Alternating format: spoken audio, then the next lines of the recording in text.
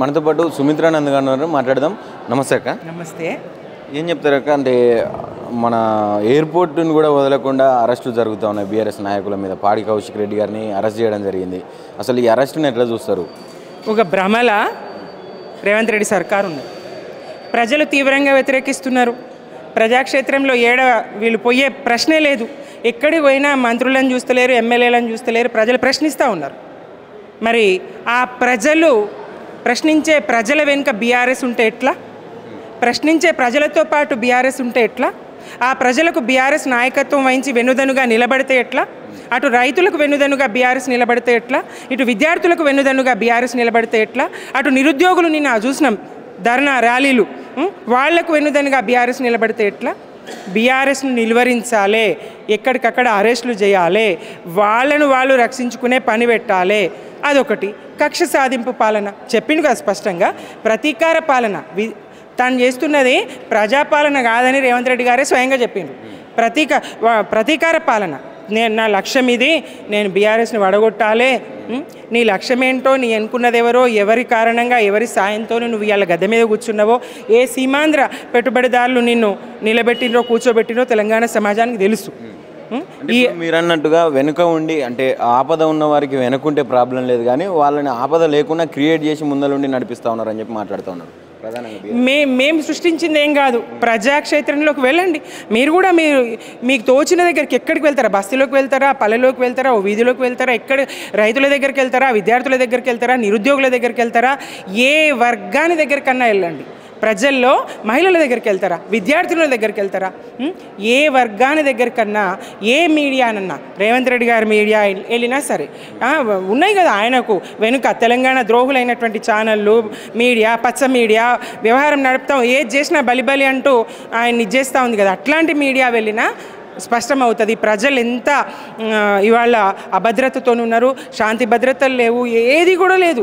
పాలన ఫలాలు ప్రజలకు అందుడు కాదు, వైఫల్యం. అన్ని రకాలుగా పాలన విఫలం చెందింది. ఏ రకంగా చూసినా తెలంగాణ ఇవాళ శాంతి భద్రతల సమస్య తీసుకున్నా, లేదంటే ప్రజా సంక్షేమం తీసుకున్నా, విద్య తీసుకున్నా, వైద్యం తీసుకున్నా అన్నీ గాడి తప్పినాయి. ఏది గాడిలో లేదు, స్పష్టత లేదు. ఇట్లాంటి సందర్భంలో నిత్యొకటి ముందటేసుకుంటాడు. రెడ్డచ్చే మొదలైనో, లేదంటే మళ్ళీ నాయన పులి కథ అంటాం కదా, అట్లనో పామిగో తోక అని చెప్పేసి ఏదో ఒకటి ముందటేసుకొని ప్రజల్ని మాయ చేస్తా, ప్రజల్ని మరిపిస్తా అనుకుంటున్నారు కానీ భ్రమ. అదంతా భ్రమ. ప్రజలు ఎప్పుడు మరవరు. పోలీసులు కూడా కొంచెం అత్యుత్సాహం ప్రదర్శిస్తూ ఉన్నారని కనిపిస్తుంది. అంటే అక్కడికి పోయి అరెస్ట్ చేయడం కావచ్చు, అక్కడ మాట్లాడనియకుండా తీసుకొని రావడం కావచ్చు, ఇదంతా ఎట్లా చూస్తుంది? అదే ఆయన కనుసన్నలో నడుస్తుంది.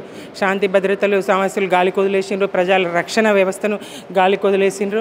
మొత్తం ఆయన కనుసన్నలో హోంమంత్రి కదా ఆయన, ఊడిగం చేస్తూ ఉన్నట్టున్నది. ప్రజల కోసం అనే ప్రజా వేతనాలతో ప్రజల కోసం మేము ఉన్నామనేటువంటి సోయి స్పృహ లేనట్టున్నది. ఆయన ఏది చెప్తే అది ఆడమన్నట్టు ఆడుతూ ఉన్నారు.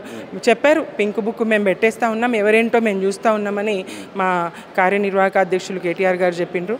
ఏ రకంగా చూసినా మేము తప్పకుండా ఇట్లాంటి చిల్లర మల్ల రేషాలు, ప్రజల దృష్టి మళ్లించే వేసాలు చేసి ప్రజల పక్షాన మేము నిలబడకుండా చేస్తామన్నటువంటి భ్రమలోంచి కాంగ్రెస్ను బయటకు ఈడుస్తాం. గజ్జల కాంతం కూడా విరుచుకుపడ్డారు. ఒక ప్రెస్ మీట్ పెట్టి గాంధీ భవన్ వేదికగా నానా రకాల మాటలు, అనరాని మాటలు కేటీఆర్ని కావచ్చు, బీఆర్ఎస్ నాయకులను కావచ్చు, విచ్చలవిడిగా మాట్లాడిన పరిస్థితి చూసినాం. ఆ ధోరణి ఎట్లా? సభ్యత, సంస్కారము ఉంటే నాయకులు అంటారు. సభ్యత, సంస్కారము, సభా విలువలు ఇవేవి లేకుండా నోటికి ఎంతస్తే అంత వాగి వాళ్ళ షైన్ అవ్వాలి, లీడర్గా ఎదగాలనుకుంటే అది నాయకుల లక్షణం కాదు కదా. ఓ సంస్కారవంతమైన భాష ఉండాలి. తప్పులు ఏమన్నా ఉంటే స్పష్టంగా ఎండగట్టు. నీకు తప్పులు అనిపిస్తే తప్పు చేసే అవకాశం, నీకు అవకాశం ఇవ్వం మేము. మీ కేసీఆర్ గారి మార్గనిర్దేశనంలో నడుస్తున్నటువంటి మేమంతా కూడా, కేటీఆర్ గారైనా మేమైనా ఎవ్వరికి అవకాశం ఇవ్వము. ఒక ప్రజాస్వామ్య పంతాలో ఒక మంచి భాష ఉందా, గౌరవం కలిగి మేము ముందుకు సాగుతూ ఉంటాం, ప్రజల పక్షాన మాట్లాడుతూ ఉంటాం. చెవులు వినలేనటువంటి భాష, నలుగుట్లో మాట్లాడలేనటువంటి హీనమైన భాష, అట్లాంటి భాష మాట్లాడి వాళ్ళ మీరు వెలగాలనుకుంటే భ్రమ.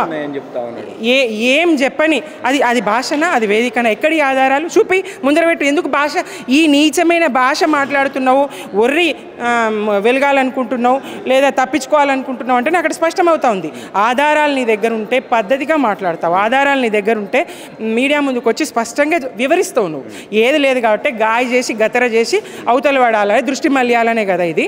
ఈ గాయ గతర బీఆర్ఎస్ఏ ప్రతీకార చర్యగా ఇప్పుడు నిరుద్యోగుల పక్షాన వాళ్ళని ప్రేరేపించి వాళ్ళకు డబ్బులు ఇచ్చి మరీ నిరసనలు ధర్నాలు తెలియజేపిస్తూ ఉన్నది. దీని అంతటికి కూడా కారణం ఓన్లీ బీఆర్ఎస్ అని చెప్పి మాట్లాడుతూ ఉన్నారు. మేము కాంగ్రెస్ని చెప్పమన్నమ్మా ఏడాదిలో 2 లక్షల ఉద్యోగాలు ఇస్తామని చెప్పేసి.